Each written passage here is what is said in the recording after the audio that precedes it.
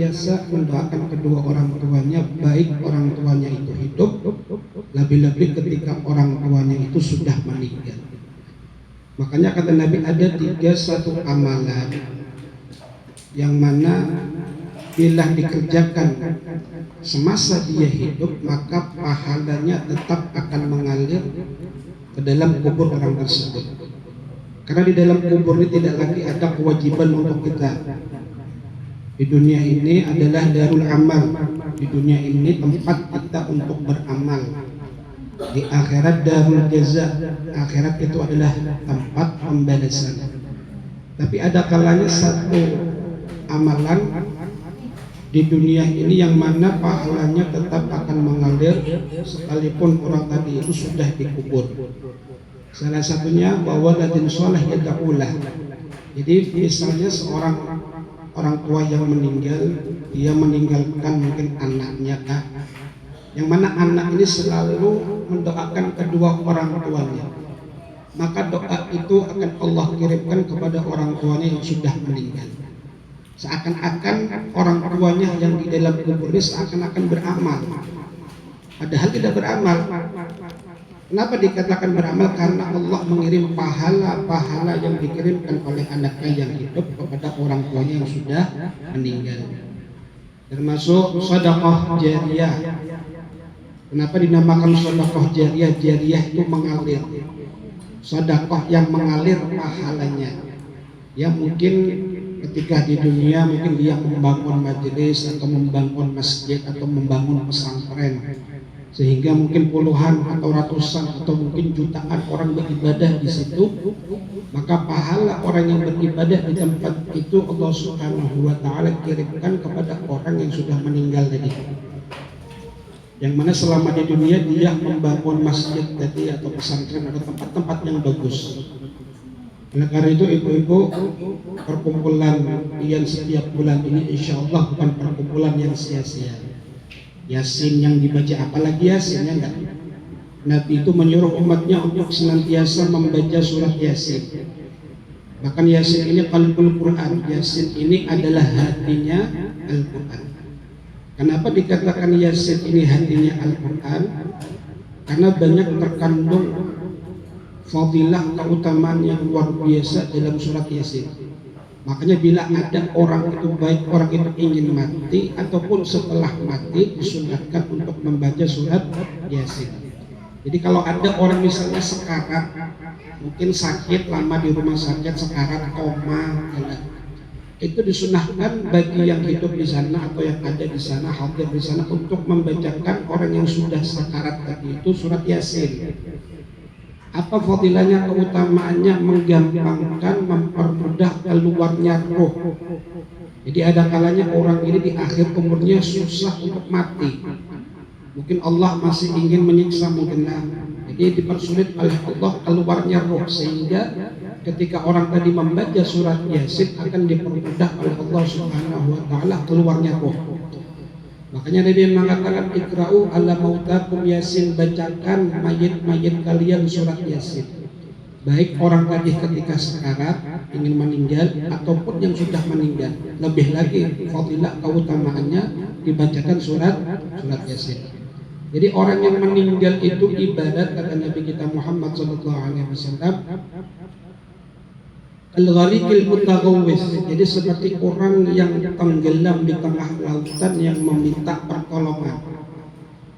Jadi orang di dalam kubur itu seperti orang yang tenggelam di tengah lautan yang mengharapkan pertolongan.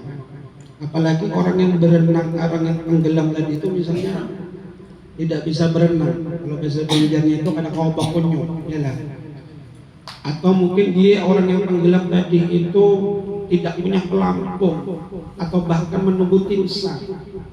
Orang di dalam kubur itu seperti itu. Tetapi orang yang di dalam kubur itu bukan menunggu timsah, bukan menunggu pelampung, enggak. Menunggu yang tajru da'watan talhaqu bin abi au akhi au sadiqin lahu. Orang di dalam kubur itu tenggelam dalam siksa dan azab dari Allah Subhanahu wa taala, sehingga orang yang di dalam kubur mengharap, menunggu pertolongan orang yang hidup, baik daripada ayahnya mungkin yang meninggal anaknya, atau mungkin anaknya yang meninggal berarti anaknya menunggu doa orang tua. Au akhi, atau doa yang dikirim saudaranya, au shadiqin lahu, atau doa yang dikirimkan oleh temannya. Sehingga ketika doa tadi dipanjatkan oleh orang yang hidup kepada orang yang mati, fa inna qad kanat ahabba ilaihi minad dunya wa ma fiha.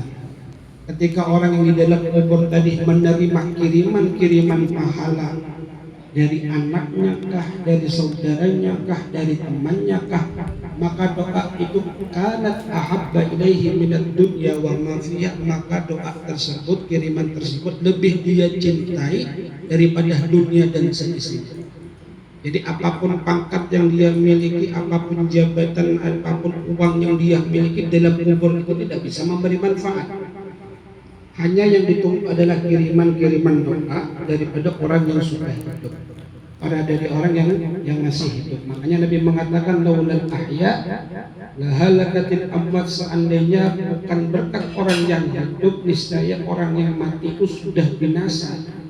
Kenapa diadab, disiksa oleh Allah Subhanahu wa Ta'ala? Berkat orang yang hidup, seperti ibu-ibu yang hadir di sini membaca Yasin, membetahlil, kita kirimkan kepada mungkin orang tua kita yang sudah meninggal atau saudara kita, itu sangat bermanfaat bagi orang yang sudah meninggal, terutama bila yang meninggal itu orang tua kita. Ya enggak, pasti yang ditunggu adalah doa dari seorang anak. Bahkan dikatakan tarkut doa lil walidain yamna'u rizqah. Bila seorang anak tadi meninggalkan doa kepada kedua orang tua, itu menjadi penghalang anak tadi mendapat rezeki dari Allah Subhanahu wa Ta'ala.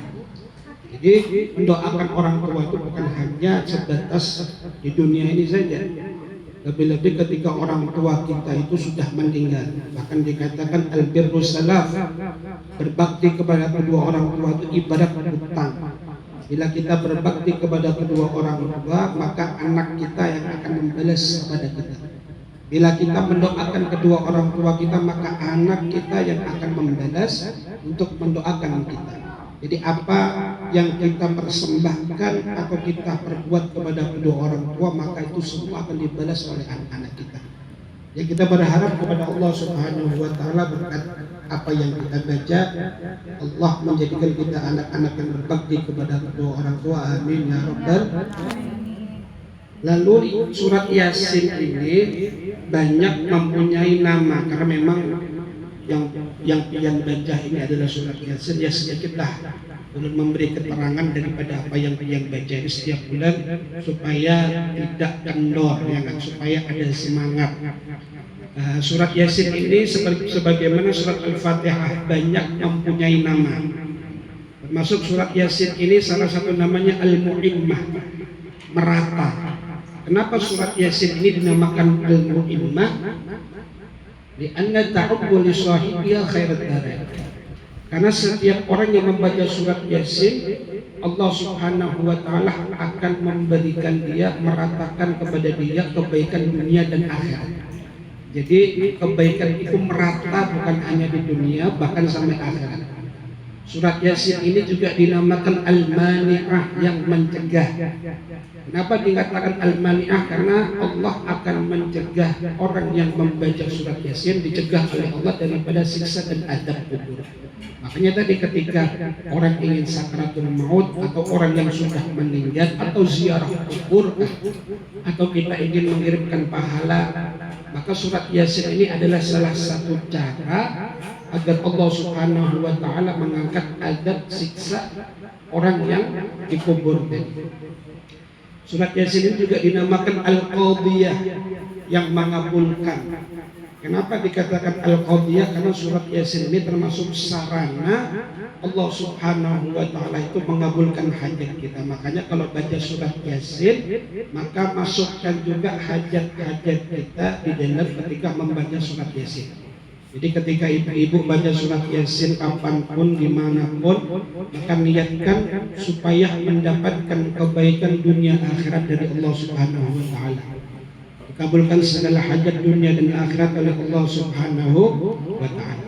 Jadi surat Yasin ini juga dalam suatu hadis Nabi kita Muhammad SAW mengatakan, Innallaha qara'a Yasin wa Taha qabla an yakhluqa Adam bi alfi 'am.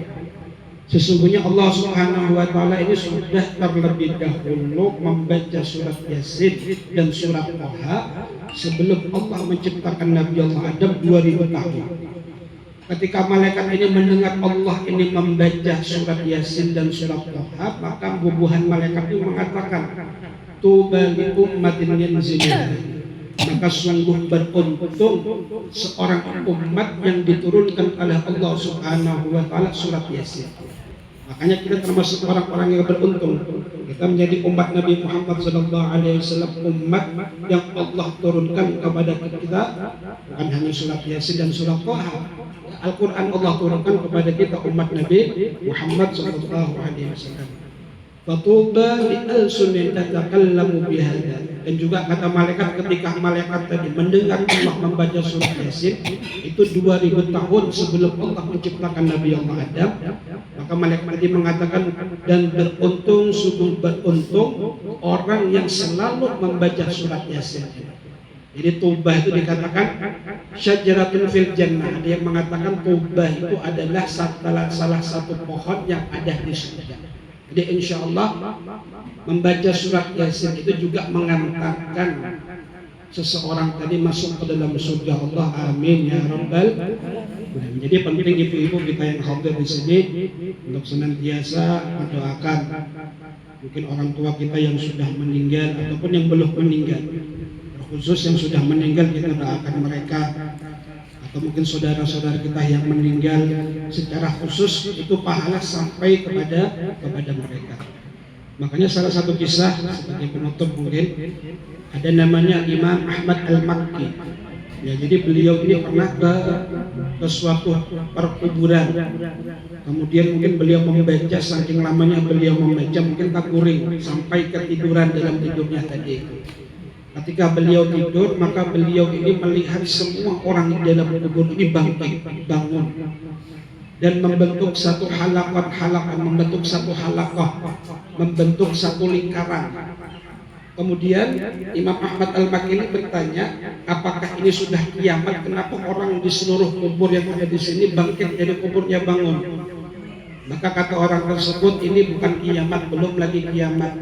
Tetapi Allah Subhanahu wa taala ingin membagi ada pahala yang dikirimkan oleh orang yang hidup kepada orang yang mati. Jadi kalau kita misalnya kirim pahala itu minal muslimin wal muslimat wal mu'minin wal mu'minat itu kan secara umum. Maka Allah sampaikan kepada orang-orang yang di dalam kubur dengan cara dibagi.